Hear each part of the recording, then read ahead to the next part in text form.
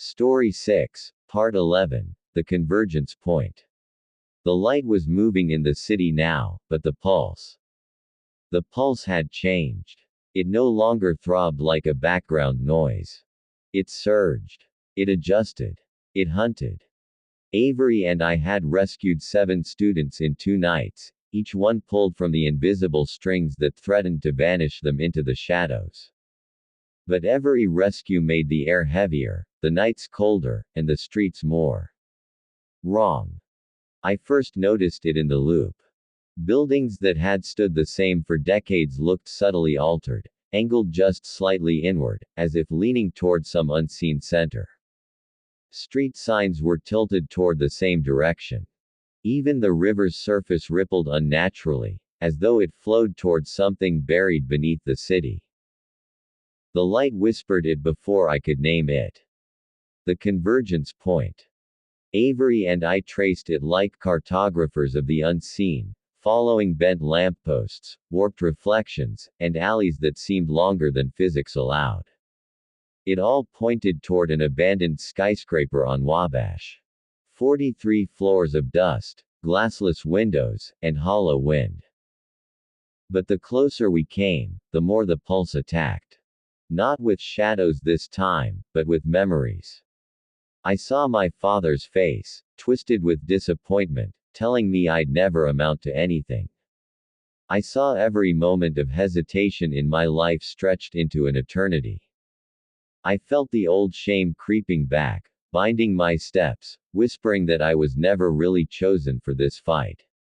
Avery clutched his head, muttering apologies to voices only he could hear. That's when the light flared, not as a voice, but as a shield. Not a perfect one, but enough to take the weight off our minds. It whispered a truth I'd never considered. The pulse doesn't just control bodies, it enslaves hearts by amplifying wounds. Inside the skyscraper, the air was thick, not with dust, but with heatless static. The walls pulsed faintly, like veins. Elevators were sealed shut, their doors fused together as though welded by something alive. We climbed the stairs, every step feeling longer, heavier, as if the building itself wanted to keep us there forever. On the 37th floor, we found them, rows of empty chairs arranged in a perfect circle, each one facing inward toward a tall black mirror that seemed to drink the light from our flashlights. The mirror wasn't glass, it was liquid shadow, rippling with every beat of the pulse. And in that reflection, we saw him. Not horns. Not fire. Just a tall, perfectly still figure in a black coat, his face obscured but his presence unmistakable. The puppet master. The pulse was his heartbeat. The disappearances were his harvest. I didn't need the light to tell me who he was. Satan didn't need to shout to be heard, his silence was enough to press against the ribs, to slow the lungs, to make you think of every reason not to resist.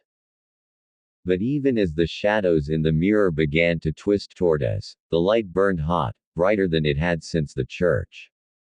And this time, it didn't just whisper.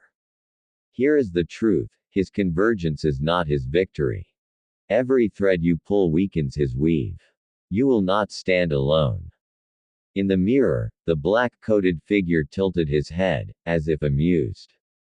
His voice came without moving lips. You think you're saving them. You're only slowing the inevitable.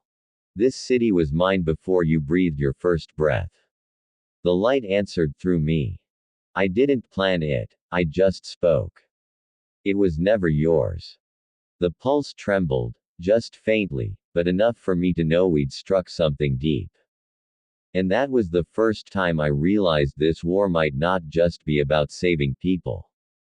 It might be about unraveling something Satan had been building under Chicago for far longer than we'd guessed.